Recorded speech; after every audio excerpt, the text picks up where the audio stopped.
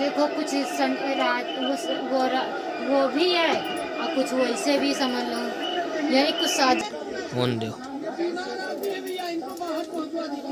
मौनी अमावस्या के मौके पर हो रहे शाही स्नान में अचानक भीड़ बढ़ी और जिसके बाद जो संगम नोज है वहां पर भीड़ बढ़ने की वजह से कुछ लोगों के घायल होने की खबर है भगदड़ मचने से, जिनको कुंभ मेला क्षेत्र में बने सेक्टर 2 के अस्पताल में ले जाया जा रहा है। और ये देखिए ये एम्बुलेंस है, एम्बुलेंस को डाइवर्ट किया जा रहा है यहाँ से। देखिए वहां से निकलकर वो एम्बुलेंस आ रही है, कुछ देर के लिए उन्हें रुकना भी पड़ता है क्योंकि वहां बहुत ज्यादा भीड़ है। पुलिसकर्मी बहुत मुश्किल से भीड़ को दोनों तरफ रोक रहे हैं और उसके बाद देखिए एक एम्बुलेंस, उसके पीछे ये दूसरी एम्बुलेंस भी पहुंच गई है, इसकी तरफ आगे बढ़ रही है।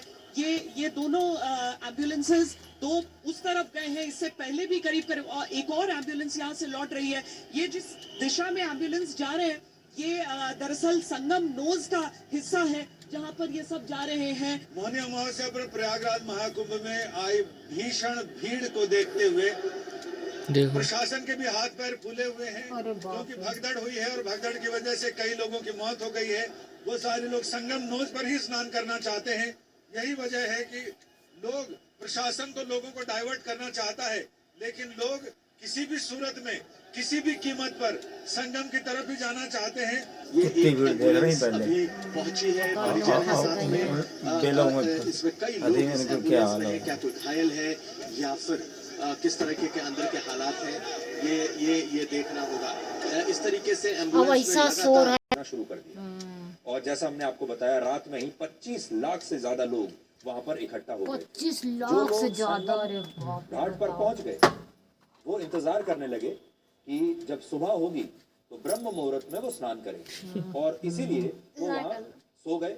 जिसके पास जो बिस्तर था, जो भी व्यवस्था थी, लोगों ने वहां पर लेटना शुरू कर दिया। लोग सो गए, लोग आराम कर रहे थे।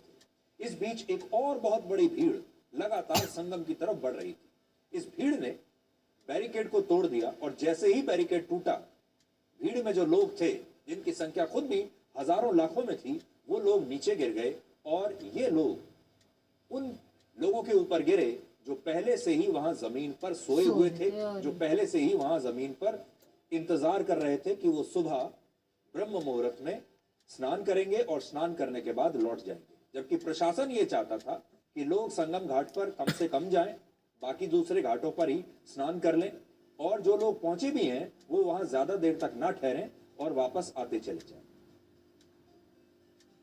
हमें से के लिए सोइए। आपको पता था कि अब आप ये देखिए जो सो रहा है ऐसे ही प्रशासन ऊपर निकल रही हो भीड़ को नियंत्रित करने में नाकामयाब रहा और क्या इस भगदड़ को रोका जा सकता था। अब इस सवाल पर आते हैं।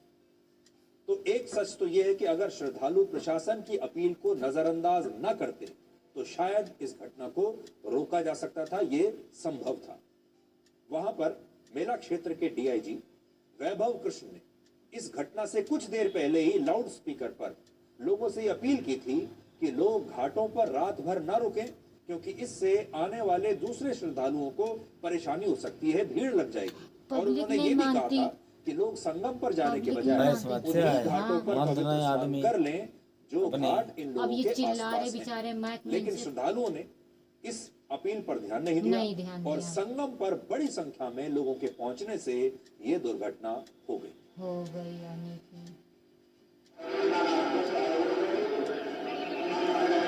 अब ऐसे बताओ वहाँ भ्रष्टाचार है, कौन किसको सुनेगा। अब बता रस्सा ले तो टीवी देखे अगर तुम भीड़ ना कम भाई तो रहने देना, तो तुम ना ले आओ अकेले जाए।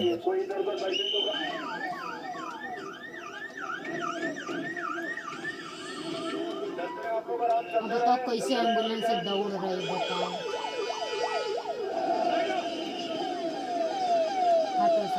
और इस भगदड़ से इन्हें खुशी मिल रही है और ये सारे लोग कौन हैं मैं आपको इनके नाम पढ़कर आज बताना चाहता हूं।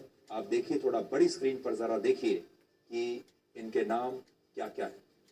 जब कोई व्यक्ति किसी सोशल मीडिया पोस्ट पर लाफिंग इमोजी से रिएक्ट करता है तो इसके लिए अलग अलग इमोजीज में से लाफिंग इमोजी को पहले चुनना पड़ता है।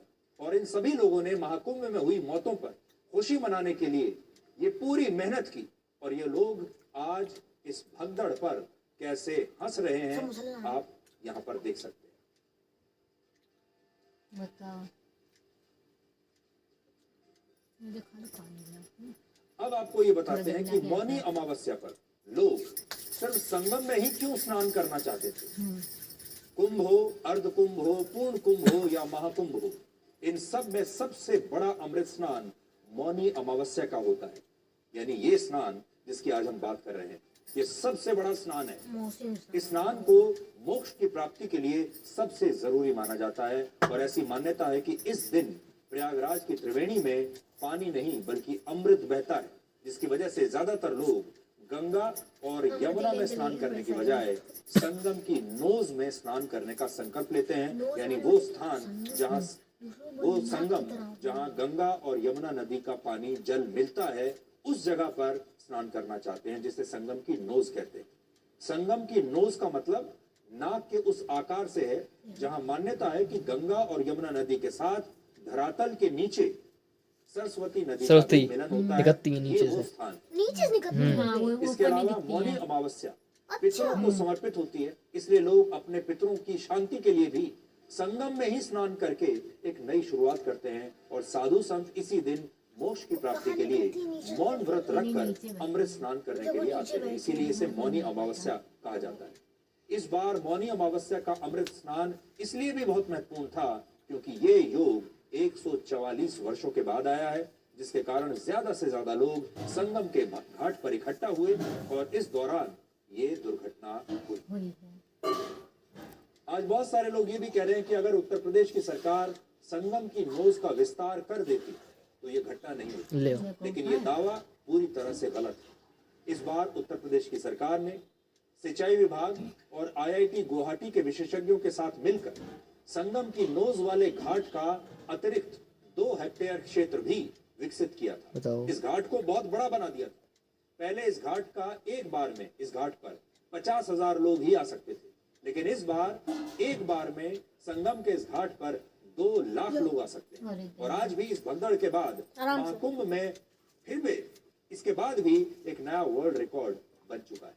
इस दुर्घटना के बाद आज रात 8 बजे तक मौनी अमावस्या के दिन 7 करोड़ 64 लाख लोगों ने महाकुंभ में अमृत स्नान किया है और अब तक महाकुंभ में 27 करोड़ 58 लाख लोग आ चुके हैं। सोचिए, भगदड़ का भी लोगों पर कोई असर नहीं हुआ और 20 घंटे में 7 करोड़ 64 लाख लोगों ने आज महाकुंभ में ये अमृत स्नान किया।